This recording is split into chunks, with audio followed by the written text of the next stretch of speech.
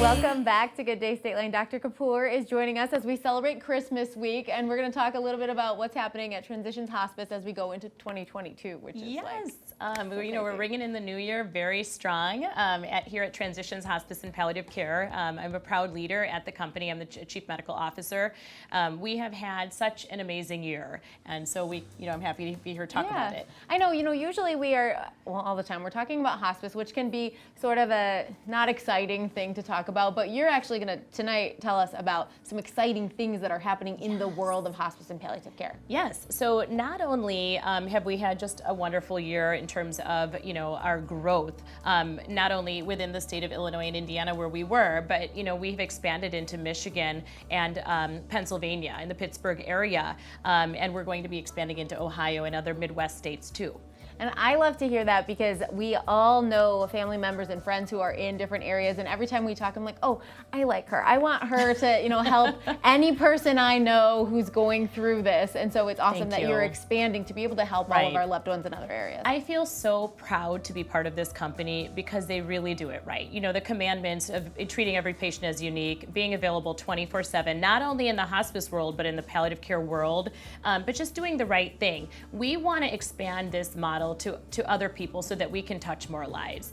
It's just such an amazing model that we have. I love that. And you've actually had some technological expansions as well. So tell us a little bit about that. Yes, and that's what makes us different. We use artificial intelligence in order to drive good clinical decision making to expand the quality across the board. So we have programs that identify high risk, high need patients and tell us when they're actually potentially going to pass, and it's very accurate. It's called Muse. So we're able to make decisions to increase the frequency and service intensity to those patients. Wow. Right. And I assume that saves a lot of just time and energy. And Right. So it helps us drive good decision making. We also utilize a program called Trella that helps us understand hospice utilization in different physicians and nurse practitioners. So we're able to kind of look at that data to say where and in this model can we make a difference in what location.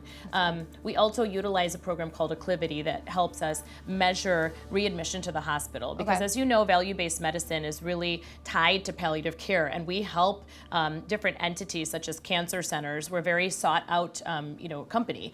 We help them drive down readmission to the hospital and have really a good palliative care program is going to have uninterrupted days where the patient just has coordinated, dignified care, whether that's on the hospice program when they're end of life and want more comfort than cure, or whether they're on the palliative care program where they want to retain that hospitalization and have aggressive treatment. Of course, we take care of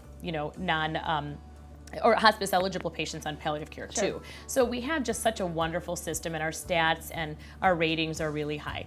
So it's definitely exciting to see you expanding and using all of this technology. And we did want to know too, everybody went through crazy year and a half, 2 years, depending on how you want to calculate it. Right.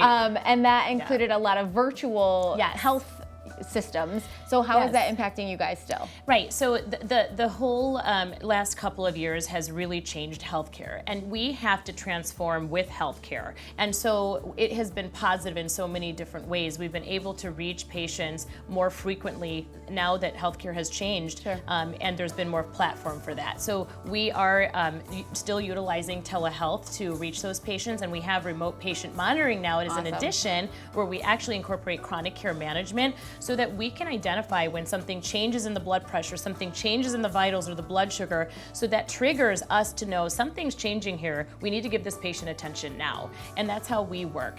And what makes our company really different than others, I just want to make that point, is that we have nurse practitioners doing our admissions for hospice and for palliative care. You don't see that anywhere. And then also we have after night care, and we can send somebody out to see the palliative care patient, which I don't know of anybody else that does that.